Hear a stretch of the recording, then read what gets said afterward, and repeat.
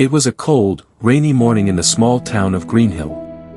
Ravi, a young shop assistant, stood outside the bakery where he worked, holding his thin jacket tightly around him. He wasn't just shivering from the cold, he was shivering from life. Bills were piling up, his father's medical expenses were draining every coin, and his own dreams of becoming a teacher felt like they were slipping away. The world seemed indifferent to his struggle. In a place where everyone hurried past with their umbrellas and coffee cups, kindness felt like a rare luxury. One particularly miserable evening, as Ravi closed the bakery, he noticed an old man struggling to cross the street. The man's shopping bag had ripped, and oranges rolled into the road. People walked past, pretending not to notice. Something inside Ravi stirred, maybe it was his father's gentle voice echoing in his mind. "Son, even if you have nothing to give, you can still give kindness." Ravi stepped out into the rain, gathered the oranges, and held the man's arm as they crossed. The old man smiled faintly. No money exchanged hands, no grand thank you speech, just a simple nod and a look of genuine gratitude. Ravi thought it was nothing. But it wasn't nothing.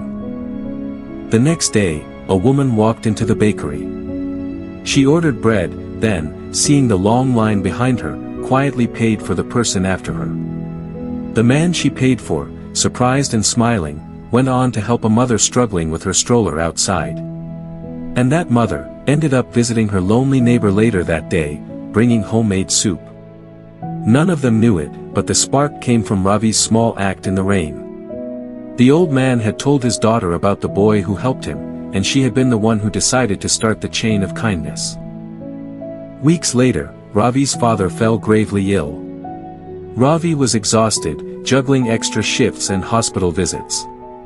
One night, as he sat beside his father's bed, wondering how he would pay for the next treatment, a nurse approached him. She told him an anonymous donor had covered the entire hospital bill. Ravi's hands trembled. Who did this?" he asked. The nurse only smiled and said, "Sometimes kindness finds its way back." Months passed. His father recovered. Ravi, still working at the bakery, made it his mission to do one small kind thing each day, holding a door, sharing his lunch, listening to someone's story. And every so often, he noticed the ripple, someone else doing something kind, somewhere nearby. Like echoes, bouncing through the town. Kindness is never wasted. It doesn't just end where you give it, it travels, it multiplies, and one day, when you least expect it, it might return to you in the exact moment you need it most. Ravi learned that you don't need wealth to make a difference. Sometimes, a hand in the rain is all it takes to change a life. If you feel powerless, start small.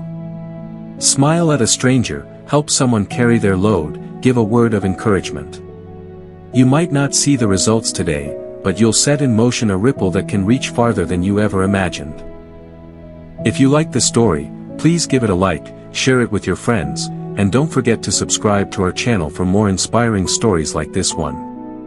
Thank you for staying with us. See you in the next story with new thoughts and lessons. Until then, stay well and stay peaceful.